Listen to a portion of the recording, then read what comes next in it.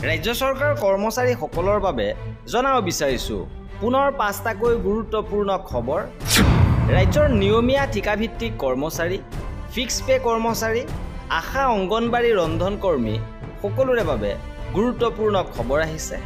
এবাৰ ন্যায়ালয়ৰ ফালৰ পৰা নিৰ্দেশনা আহিছে, পে স্কেল প্ৰদান কৰিবৰ বাবে নিৰ্দেশনা আহিছে, লগতে মাননি বৃদ্ধি সন্দৰ্ভতো নিৰ্দেশনা আহিছে। সবিশেষ আপোনালোকক জনাব বিচাৰিছোঁ, ভিডিঅ'টো প্ৰথমৰ পৰা শেষলৈকে চাই থাকিব। জনাব বিচাৰিছোঁ আজি প্ৰথমটো গুৰুত্বপূৰ্ণ খবৰ। এবাৰ পুলিং প্ৰিজাইডিং অফিচাৰত নিয়োজিত কৰ্মচাৰীৰ পাৰিতোষিক বৃদ্ধি কৰিছে, অৰ্থাৎ পুলিং প্ৰিজাইডিঙৰ দায়িত্বত নিয়োজিতসকলৰ পাৰিতোষিক বৃদ্ধি হৈছে। অনুৰূপ ধৰণে বৰ্ধিত নিৰিখত মাননি আদায় পাব নিৰ্বাচনী দায়িত্বত মকৰল হোৱা কেন্দ্ৰীয় সশস্ত্ৰ আৰক্ষী বাহিনীৰ ৰাজপত্ৰিত বিষয়া, লগতে ছাব অৰ্ডিনেট অফিচাৰ, জোৱান, assistant expenditure observer, sector officer, sector police অফিচাৰসকলেও। লগতে খাদ্যৰ বিপৰীতে আদায় দিয়া ধনৰ পৰিমাণো বঢ়োৱা হৈছে।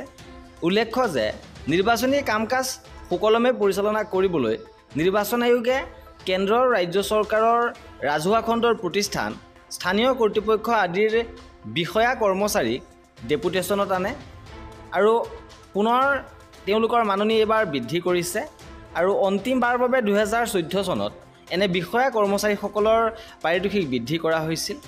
আৰু নতুন নিৰিখ অনুযায়ী এতিয়াৰ পৰা প্ৰিজাইডিং অফিচাৰ তথা কাউণ্টিং ছুপাৰভাইজাৰসকলে নিৰ্বাচনী কৰ্তব্যত থকাৰ সময়ছোৱাত প্ৰতিদিনে 350 টকাকৈ লাভ কৰিছিল, আৰু এই পৰিমাণ এতিয়াৰ পৰা 500 টকালৈ বৃদ্ধি হৈছে, অথবা এককালীনভাৱে 2000 টকাকৈ লাভ কৰিব। পুলিং অফিচাৰসকলৰ ক্ষেত্ৰত পাৰিতোষিক 250 টকাৰ পৰা 400 টকালৈ আৰু 1600 টকা এককালীন নিৰ্ধাৰণ কৰা হৈছে। কাউণ্টিং এজেণ্টসকলৰ প্ৰতিদিনে পাৰিতোষিক আছিলে 250 টকা, আৰু বৰ্ধিত নিৰিখত তেওঁলোকৰ 450 টকা অথবা এককালীনভাৱে 1350 টকা লাভ কৰিব। আৰু বিভিন্ন কৰ্তব্যত নিয়োজিত চতুৰ্থ বৰ্গৰ কৰ্মচাৰীৰ দৈনিক পাৰিতোষিক 200 টকাৰ পৰিৱৰ্তে 350 টকালৈ বৃদ্ধি কৰিছে, অথবা তেওঁলোকে এককালীনভাৱে 1400 টকা লাভ কৰিব। কল চেণ্টাৰ নিয়ন্ত্ৰণ কক্ষৰ দায়িত্বত থকা চতুৰ্থ বৰ্গৰ কৰ্মচাৰীয়ে দৈনিক পাৰিতোষিক 200 টকা লাভ কৰিছিল, আৰু এতিয়াৰ পৰা এককালীন 1000 টকা আদায় দিয়া হ'ব। আৰু video' surveillance team, video' viewing team, নিয়ন্ত্ৰণ কক্ষ, call centre staff, media certification and monitoring committee, flying squad, static surveillance team আৰু এক্সপেণ্ডিচাৰ মনিটৰিং চেলৰো পাৰিতোষিক বৃদ্ধি হৈছে। ইয়াত নিয়োজিত হোৱা প্ৰথম দ্বিতীয় শ্ৰেণীৰ কৰ্মচাৰীয়ে পূৰ্বৰ এককালীন 1200 টকাৰ ঠাইত এতিয়া 3000 টকা, আৰু তৃতীয় শ্ৰেণীৰ কৰ্মচাৰীয়ে 1000 টকাৰ বিপৰীতে 2000 টকাকৈ লাভ কৰিব। মাননিৰ ক্ষেত্ৰত কেন্দ্ৰীয় সশস্ত্ৰ আৰক্ষী বাহিনীৰ ৰাজপত্ৰিত বিষয়াসকলে 15 বা তাতকৈ কম দিনৰ বাবে 2500 টকা পাইছিল, আৰু ইয়াৰ পৰিমাণ 4000 টকালৈ বঢ়োৱা হৈছে। 15 দিনৰ অধিক হ'লে তেওঁলোকক প্ৰতি সপ্তাহত 1250 টকা আদায় দিয়া হৈছিল, কিন্তু এতিয়াৰ পৰা 2000 টকাকৈ পাব। পৰিদৰ্শক, উপপৰিদৰ্শক, সহকাৰী উপপৰিদৰ্শক বা সম পদমৰ্যাদাৰ ছাব অৰ্ডিনেট বিষয়াসকলৰ 15 বা তাতকৈ কম দিনৰ মাননি আছিলে 2000 টকা। 15 দিনৰ অধিক হ'লে তেওঁলোকক সপ্তাহত 1000 টকাকৈ আদায় দিয়া হৈছিল, যি পৰিমাণ এতিয়াৰ পৰা বৃদ্ধি হ'ব ক্ৰমে 3000 টকা আৰু 1500 টকালৈ।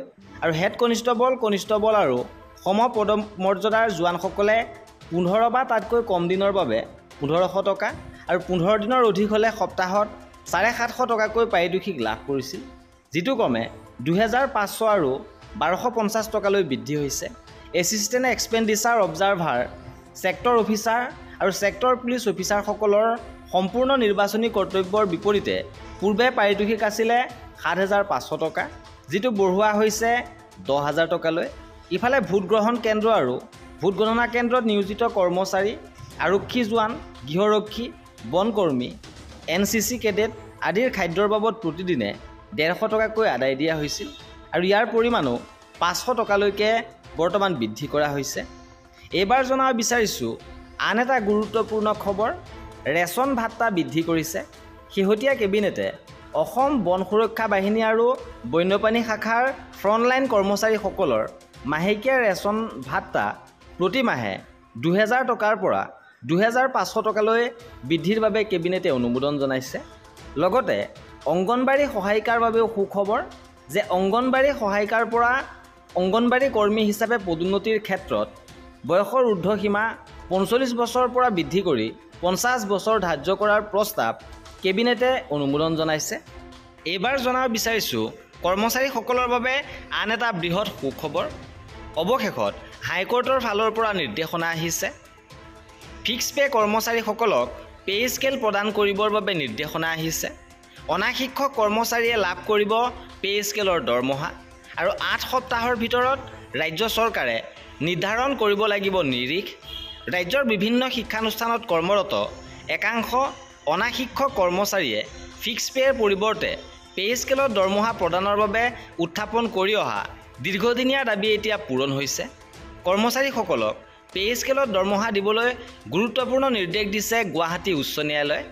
বিশেষকৈ নতুন পাৰিশীকৰণ আইন অসম শিক্ষা ভেঞ্চাৰ শৈক্ষিক প্ৰতিষ্ঠানৰ অনাশৈক্ষিক কৰ্মচাৰী সেৱা পাৰিশীকৰণ আইন ২০১৮ৰ অধীনত পাৰিশীকৃত হোৱা অনা শিক্ষক কৰ্মচাৰীসকলৰ এই নিৰ্দেশনাৰ জৰিয়তে লাভান্বিত হ'ব। ৩২২৯/২০২৩/৯৪/২০২২ আৰু ৪০৯২/২০২৩ নম্বৰ ৩খন লেখ আবেদনৰ জৰিয়তে ৬৫১ জন অনা শিক্ষক কৰ্মচাৰীয়ে দাখিল কৰা লেখ আবেদনৰ ভিত্তিত উচ্চ ন্যায়ালয়ৰ মুখ্য ন্যায়াধীশ আশুতোষ কুমাৰ আৰু ন্যায়াধীশ অৰুণ চৌধুৰীৰ খণ্ড বিচাৰপীঠে শেহতীয়াকৈ এই নিৰ্দেশনাৰ জৰিয়তে ৰাজ্য চৰকাৰক আবেদনকাৰী অনা শিক্ষক কৰ্মচাৰীসকলক পে স্কেল প্ৰদান কৰিবৰ বাবে নিৰ্দেশ দিছে। অৱশ্যে আবেদনকাৰী অনা শিক্ষক কৰ্মচাৰীসকলক চৰকাৰে কি ধৰণৰ পে স্কেল প্ৰদান কৰিব সেই সন্দৰ্ভত কোনো নিৰ্দেশ দিয়া হোৱা নাই। ইয়াৰ বিপৰীতে আবেদনকাৰীসকলে শিক্ষা বিভাগৰ সংশ্লিষ্ট কৰ্তৃপক্ষৰ ওচৰত গোচৰকেইটাৰ আদেশৰ প্ৰতিলিপি জমা দিয়াৰ ৮ সপ্তাহৰ ভিতৰত সংশ্লিষ্ট কৰ্মচাৰীসকলক দিবলগীয়া পে স্কেল চৰকাৰে নিৰ্ধাৰণ কৰিব লাগিব।